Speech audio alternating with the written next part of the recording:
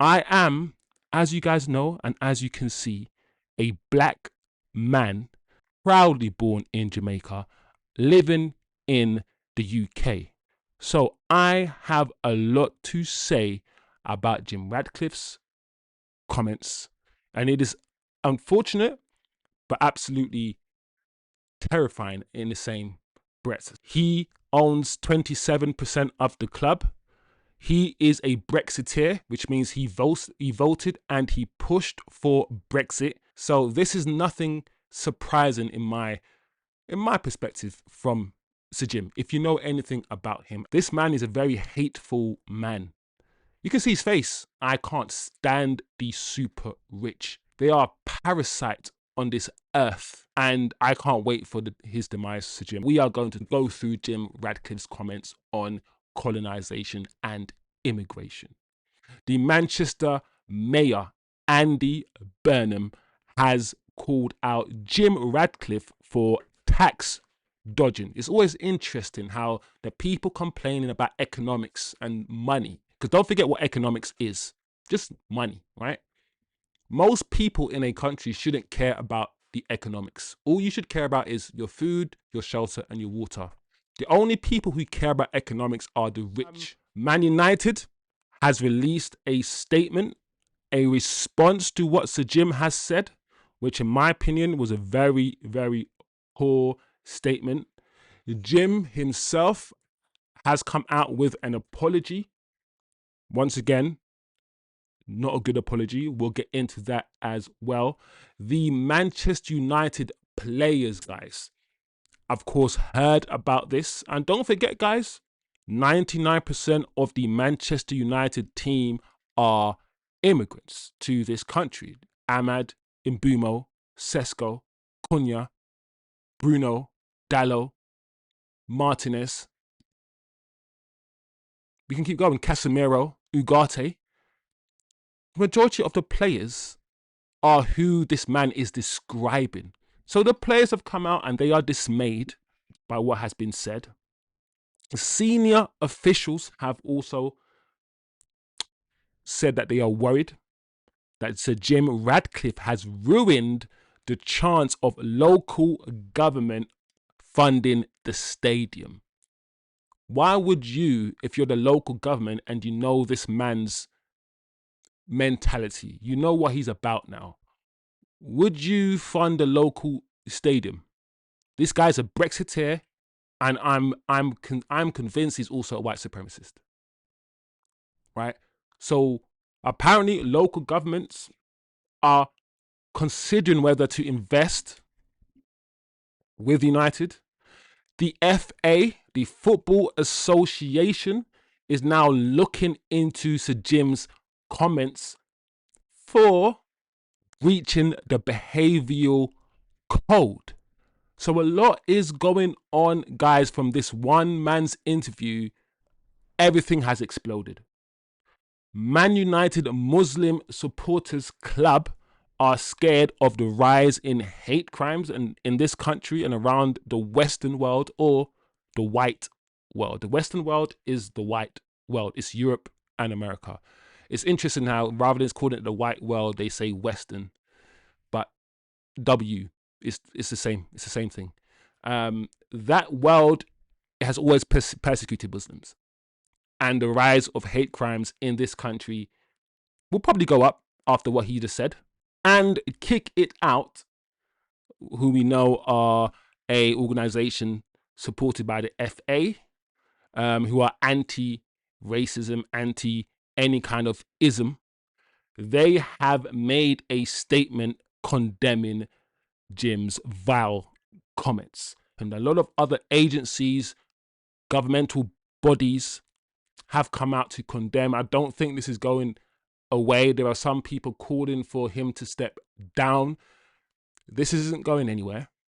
The rise of the far right isn't going anywhere. Nigel Farage and all these people, the far right in this country, they're excited. They're energized now. And it's very, very strange that he made these comments, because Manchester United are a global club. He knows that this country only has about 80 million people here. So if Man United have 500 plus million fans and this country only has 80 million people, he must know that most fans, most of the people who support this football club are abroad. They live abroad. Most of the money that this football club earns is not just UK and white people funding it. It is me, people who look like me in Ghana, in Nigeria, in Jamaica, people who look like Shivam in India. Yeah, people who look like Osman in Turkey, people who look like T Kizzles in Hungary, in Canada. Yeah, we fund, all of us from all different parts of the world. We fund this club. We pour money into this club. This club is the biggest football club in the world, not because of the 2 million fans in England. You fucking prick. It's the biggest club in the world. We use the word world because of the worldwide fan base that you are benefiting from and you are getting rich from. So I am tired, guys. I'm tired of these people running away, ruining our world, taking all the money in the world for themselves, and then getting us to argue among themselves, getting us to fight each other about race and sex and you're gay and you're black and you're white and you're trans, and we're fighting ourselves over the dumbest bullshit while these rich people just keep taking money, taking wealth from under our nose. Trickle down economics is what we were told. Trickle down economics is what I was told. I was led to believe. And I questioned this in my seminars. At university, I said to my professor, trickle down economics? The rich are gonna, you give tax breaks to the rich and all these things because trickle down, the money will trickle down. How is that working? These people are not, there's nothing trickling down. How can it trickle down? Think about it. If you're Sir Jim, you're gonna buy a yacht. The money's gonna go to the yacht company. If you're Sir Jim, you're gonna buy Louis Vuitton. That money's gonna go to the owner of Louis. Where is the money trickling down, bro? I'm getting annoyed, and I'm getting frustrated because I know so much about how the world works, about how money works, about the fact that money isn't even real. It's not something you earn. It's never been something you earn. Never. Work hard and be rich. No, you didn't have to work hard. You were born rich, you motherfucker. The lies. So we're gonna get into it, and I'm not holding back today, guys. I am not. Because I'm tired of this. So we're gonna blow this shit up today. He's been spending too much time with Farage, says Jerry. Yes, Jerry. Because the quote and the figures he quoted, Jerry, were not even true. I don't understand how you could be so rich and still don't know the facts or care about the facts. They always try to keep politics out of sport. Bro, these owners are political. The owners of all these sporting franchises are sending loads of money to political people, to parties, to governments. How the hell can we keep politics out of sport? How can we keep politics out of anything when anything and everything depends on politics? I never understood that. Keep politics out of sport, but don't. Sport depends on politics. If a politician decides to cancel sport, then sport is cancelled. You can't keep, it doesn't even make any sense. Keep the air out of the room. How do you keep air out of the room? You probably could. Some vacuum. But it's like doing that. It's like keep the air out of the room. Keep the air out of air. Keep oxygen out of air. Bro, what are you doing? What are we doing? Let's see what he actually said. The actual quotes from the man. The UK has been colonized by immigrants. Man United co-owner Sir Jim Ratcliffe has told Ed Conway in Sky. You can't have an economy with 9 million people on benefits and huge levels of immigrants coming in, he said. I mean, the UK has been colonized. It's costing too much money. Guys, I think we all understand the definition of colonization. I don't want to define what colonization is. But we also need to understand the process of colonization. In order to put another country, because the Britain are the kings of colonization, they literally owned 3/4 of the earth. They colonized 3/4 of the planet. They went into other countries, they raped, they killed, and they murdered. Forcing people to be Christians, forcing Africans to be Christians, forcing people to abandon their way of living and adopting their way, their capitalism, worshipping them, enslaving people. That's what colonization is. One of the worst things. Colonization often includes genocide. That is colonization. It's hideous. And he's saying immigrants, black and brown people, I'm assuming he's talking about, and white people, anyone who's not English, coming over here, they are colonizing this country. The UK has been colonized by immigrants, really, hasn't it? I mean, the population of the UK was 58 million in 2020. Now it's 70 million. That's 12 million people. And by the way, guys, Osman in the chat is an economist. So big up Osman in the chat. He is an actual economist. The fact that this man, in broad daylight, because no, he didn't do the vampire thing at night, in broad daylight, said the population of the UK was 58 million. No, it was not. No, it was not. And even if the population grew, that is not evidence that it grew because of immigration. He's trying to convince you that in 4 years, we've let 12 million people. That is wrong. It's false. It is incorrect. But where has he got this information from? This sounds like some right-wing crap. Nigel Farage, as Jerry said, bullshit. I don't even understand why he had to speak about this, why he had to say this. I understand that he was a Brexiteer, and any filthy rich billionaire that voted to Brexit, you have to think about it. You have to think about that person. Yeah? Why would they vote Brexit? You're a billionaire largely because of immigration and the workers, but you want to Brexit. And the thing is, these people who voted for Brexit has seen the country decline because of Brexit, because of their decision. And rather saying, do you know what? It was fucked up that we Brexited. We removed ourselves from the EU, from our main market, right? Imagine removing yourself from the market and then complaining that you can't buy and sell shit. Imagine there's a market right there. You removed yourself from the market. You're poorer because you're no longer in the market where you can buy and sell stuff. You removed yourself from it and then complain that you're now worse off. These billionaires will never own up to what they've done. They will keep making us believe that we're the problem. I'm telling you, the economy has nothing to do with you. Do not, whenever a rich person talks about the economy, close your ears. Because what they're essentially saying is, my pockets, my pockets.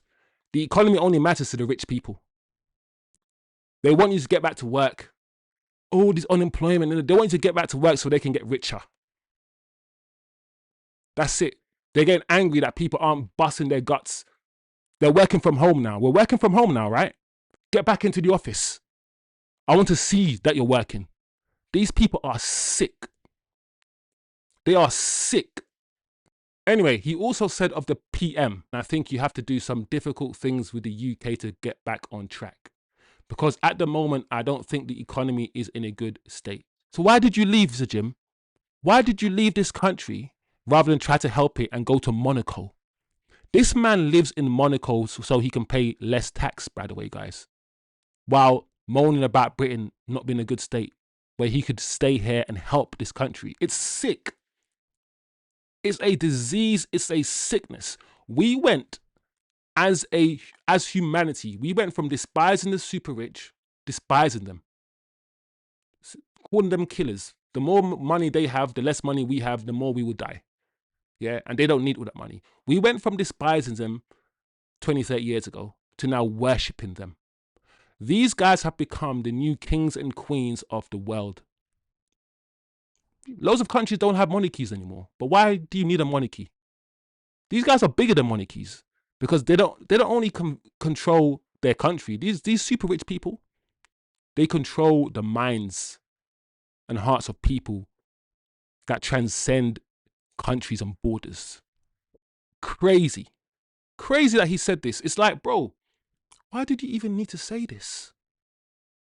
Why did you say that we are being colonized? A rich, white, disheveled looking man who looks like a colonizer, who is a billionaire, has come out and said the poor immigrants and I'm assuming he's also implying refugees that are coming across the boats as well. They are colonizing this country, bro. Crazy. This man owns the football club. He owns the football club. So we need to understand where United are, what the response is, and where we're going to be, where we're going to go. How damaging is this? So Andy Burnham, the mayor of Manchester, has come out. These comments, he says, go against everything for which Manchester has traditionally stood. A place where people of all races, faiths and none have pulled together over centuries to build our city and our institutions, including Man United Football Club. Calling for curbs on levels of immigration is one thing. Portraying those who come here as a hostile invading force is quite another. It is inaccurate, insulting, inflammatory, and should be withdrawn. I just don't understand how the owner of a football club that is multi-ethnic, that the whole front line is black. Your Amad Diallo is from Ivory Coast. Your Mbumo is from Ghana. Sorry, Cameroon. Your Cunha is from Brazil. Your Sesko is from Slovenia. Your Xerxes is from Holland. I can't believe someone who he knows this can say something like that. It's crazy. Footballers who have arrived from all over the world to play in Greater Manchester have enhanced the life of our city region, as have the many people working in Greater Manchester NHS and other essential services and industries. We appreciate their contribution as a city region famous for the warmth of our welcome. If any criticism is needed, it should be directed towards those who have offered little contribution to our life here and have instead spent years siphoning wealth out of our proudest institution.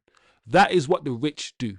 They siphon wealth away from governments, away from the schools, away from everything that needs it, putting it in offshore accounts, avoiding taxation, and we worship them for it. And then they stand up and say, by the way, guys, over there's a brown man come to take your one cookie.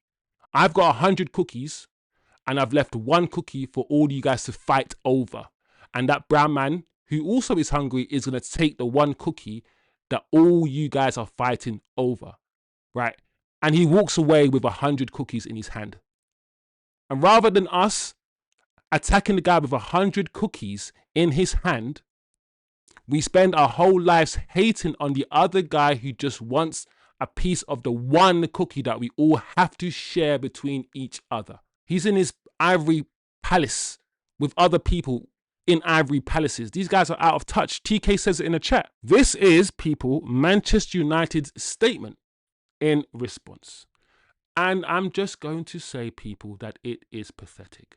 Nowhere in this statement from Manchester United does it actually condemn Sir Jim's comments. Does it say it's wrong or anything? All they've done is just let us know or remind us some of the good things they've done in the community without even addressing Sir Jim's comments. This is stinky. Sir Jim only owns 27%. He's not the majority owner. You can come out and say his comments were bad. You can actually do it, but they haven't done it. They haven't done it.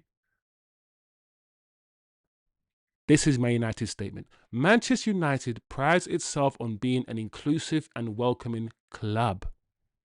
Our diverse group of players, staff and global community of supporters reflect the history and heritage of Manchester United. or Manchester, a city that anyone can call home. Since launching All Reds Are Equal in 2016, we have embedded equality, diversity, and inclusion into everything we do. Except, okay, great. We remain deeply committed to the principles and spirit of that campaign. They are reflected in our policies, but also in our culture and reinforced by our holding of the Premier League's advanced equality, diversity, and inclusion standard. What? What is this, people? What is this response from United? Diversity, equality, and inclusion. Okay.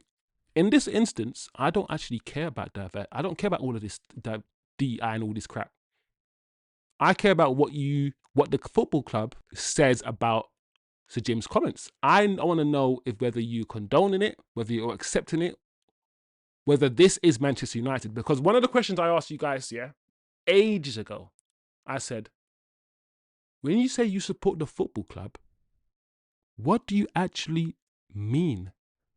Because if the owner of the club, for instance, is a white supremacist racist and he kills loads of people and he owns the club, by supporting the club, are you also therefore supporting him if he's the owner of the club? These are questions I really want you guys to answer or ask yourself. And those are the nuanced, very deep conversations that we could have on this channel.